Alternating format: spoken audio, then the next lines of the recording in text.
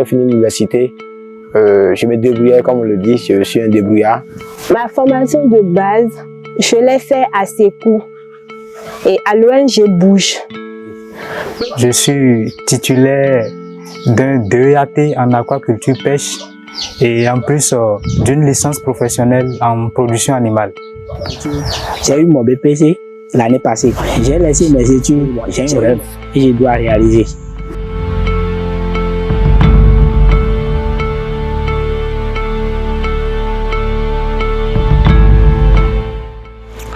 Quand on regarde un peu dans notre environnement, on s'est aussi rendu compte que les lycées agricoles forment des jeunes, mais ces jeunes manquent d'expérience pratique.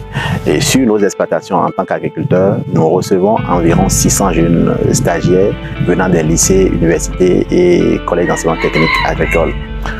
Malheureusement, ces jeunes, après leur formation, surtout dans les lycées et collèges, s'orientent vers des métiers comme les émigrants où ils changent carrément de métier parce qu'on sent et on remarque qu'ils manquent d'expérience pratique.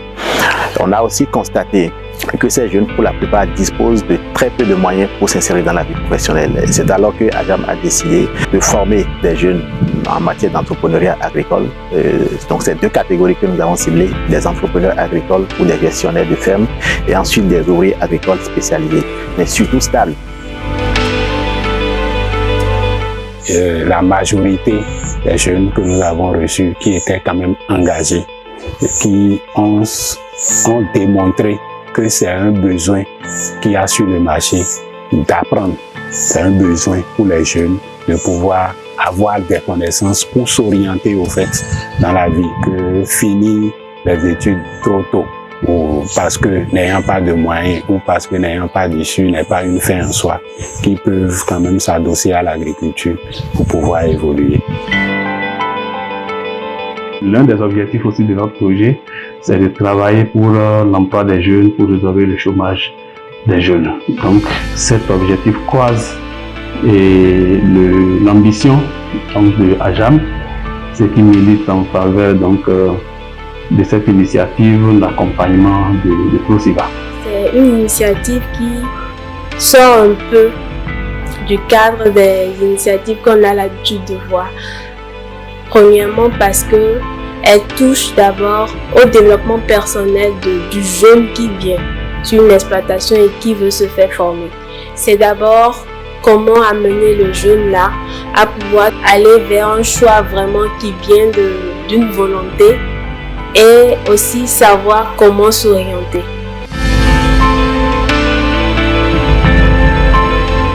Aujourd'hui, le problème que nous avons au niveau du secteur agricole, c'est la question de main-d'œuvre qualifiée. On a suffisamment de techniciens, on suppose, mais on n'a pas suffisamment de main-d'œuvre qualifiée. Or, l'entreprise ne fonctionne que sur la base de la main-d'œuvre qualifiée. Et donc, on se posait toute la question pour dire, mais étant entendu que le secteur agricole, du point de vue de son organisation, ne semble pas attirer beaucoup d'ouvriers, il fallait donc inventer cette nouvelle classe, puisque dans le dispositif de formation, il n'existe pas un dispositif qui forme les ouvriers.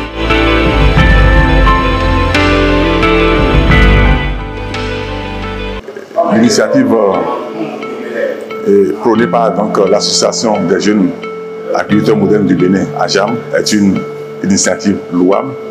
Cette initiative donc permet de consommer une grande partie de ces diplômés qui sortent donc de ces écoles et facultés à vocation agricole. Les critères de sélection au début, le tout premier critère, c'était d'abord être âgé de 18 à 35 ans. Ensuite, il faut savoir lire, écrire ou parler le français. Et l'autre chose aussi, on avait dit qu'il fallait avoir une formation de base en agriculture. Ça peut être dans les lycées ou les universités agricoles ou dans un centre de formation sur le tas. On avait aussi beaucoup insisté sur le fait que du point de vue restauration, le jeune qui vient en formation doit pouvoir se prendre en charge. Donc l'hébergement était à la charge du mentor, donc celui qui accueille le jeune à former. Mais on s'est aussi rendu compte que après le dépôt des dossiers, il y avait beaucoup de jeunes qui n'avaient donc pas une formation de base dans le secteur agricole qui ont postulé. Donc à ce niveau, on a été un peu flexible. Et voilà les critères qui ont milité pour que nous recrutons les jeunes. L'initiative va s'étendre sur tout le pays, mais pour la phase pilote, nous avons travaillé dans le département du Zou, notamment dans les communes de Zou-Bodomé, de Boïkon, dans le département du Mono, notamment dans la commune de Lokossa. Dans le plateau, nous avons travaillé dans les communes de Kétou, de Pobé, de Sakété. Et dans l'Ouémé, nous avons travaillé dans les communes d'Avrankou, de Dangbo et de Sémépodi. Dans l'Atlantique, nous avons beaucoup plus travaillé dans les communes d'Abomey-Calavi et puis d'Alada. Voilà là où la phase pilote s'est déroulée.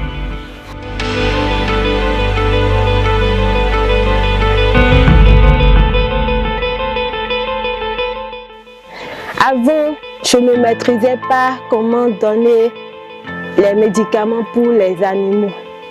Mais quand j'étais venue ici, on m'a montré tout ça là. Donc j'étais tellement heureuse. Avant le stage, je maîtrisais la cuniculture, mais pas les notions qui concernent la reproduction. Je participe à tout.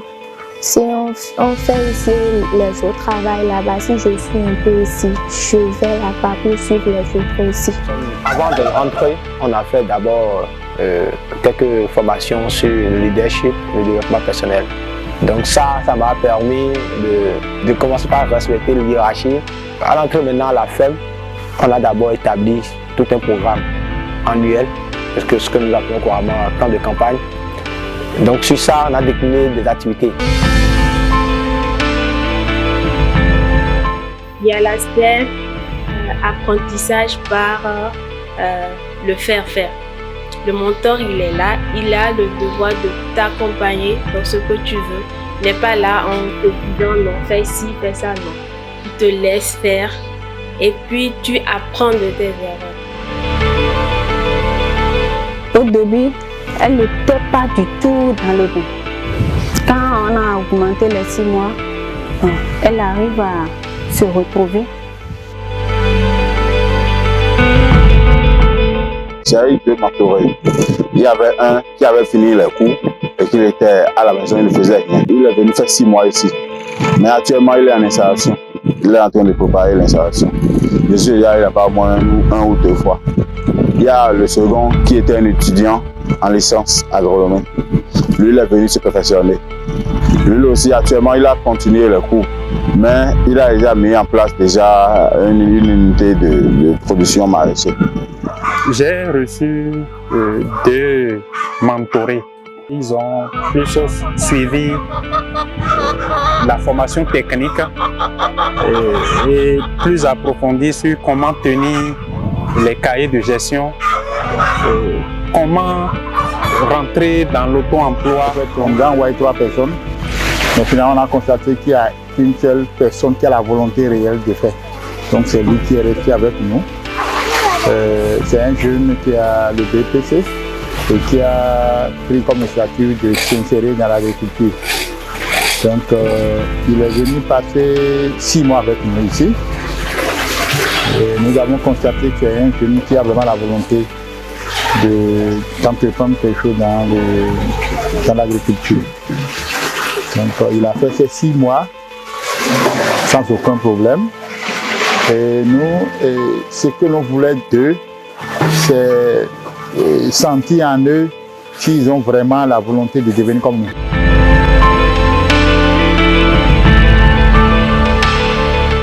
Il faudrait un accompagnement. Les jeunes, s'ils sont envoyés sur le terrain, qu'on leur donne ou bien qu'on pourvoit à leurs besoins de manger. Et les centres qui accueillent également ont besoin d'être renforcés en matériel agricole. Durant la phase incubation, qui était la phase la plus importante du processus, je pourrais dire qu'il y a 40 jeunes qui ont été envoyés en phase d'incubation. Donc il reste aujourd'hui 25 jeunes dans le dispositif. Ils ont bouclé le cycle de formation normalement. Parmi les 25, à la date d'aujourd'hui, on peut dire qu'il y a au moins 5 qui ont réussi à s'insérer déjà, parce qu'il y a eu des initiatives d'entrepreneuriat juste après la formation. Il y a 2 autres qui ont été recrutés par des membres AJAM sur les exploitations.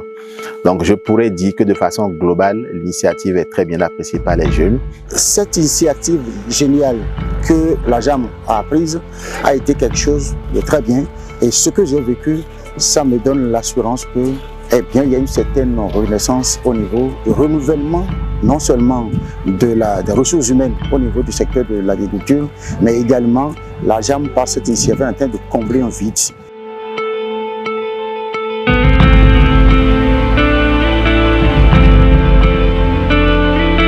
En matière de perspective, je pourrais dire que s'il y a des appuis qui peuvent aller dans ce sens-là pour les appuyer par rapport à la restauration, ça leur permettrait de séjourner plus aisément sur les exploitations. Autre chose aussi, on s'est rendu compte que les mentors, pour la plupart, ont le savoir-faire technique, mais ils n'ont pas toutes les compétences en matière de transmission du savoir. Donc ce serait très intéressant qu'on renforce leurs capacités en matière d'andragogie et des techniques de transmission du savoir. Et l'autre chose aussi, sur les exploitations, c'est vrai, c'est beaucoup plus la pratique que la théorie, mais à des moments donnés, on a quand même besoin d'un cadre où ça soit un cadre confortable pour échanger. Et donc on a besoin de local et de certains matériels didactiques qui pourront permettre aux mentors d'assurer très bien les rôles qui leur sont dévolus. Pour que cette initiative perdure, il faut que d'abord tous ceux-là qui ont été accompagnés soient réellement suivis et installés.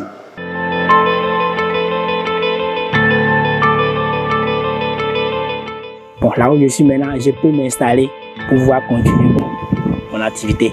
Après la formation, si je sors d'ici, si je trouve personne à m'aider, je vais rester avec ma patronne, je vais la dire de m'aider pour que je commence à travailler ici. Si je trouve d'argent, je vais commencer à produire moi-même mon jus. Aujourd'hui, je suis un jeune entrepreneur. Au moins, j'ai déjà installé mes reproducteurs de poulets. Donc, j'ai les poulets locaux que je suis en train de faire déjà. J'ai des lapins, une centaine de lapins déjà qui sont là. D'ici 5 ans, normalement, je serai un grand producteur de poulets locaux dans la sous-région. J'envisage d'installer ma propre ferme à la maison. Avant même la fin de cette formation, il y a déjà quand même des petits trucs que je suis en train de mettre en place pour quand même dire d'ici 1 an, 2 ans que voici mon exploitation agricole. Notre stratégie de sortie, c'est d'aider à JAM à mettre non seulement à l'échelle tout ce dispositif et enrôler plus de jeunes, mais aussi insérer dans le dispositif national toute cette initiative pour que les ATDA, le gouvernement, le ministère de l'enseignement technique et de la formation professionnelle puissent prendre à bras le corps ce volet-là et que AJAM puisse continuer au-delà du projet.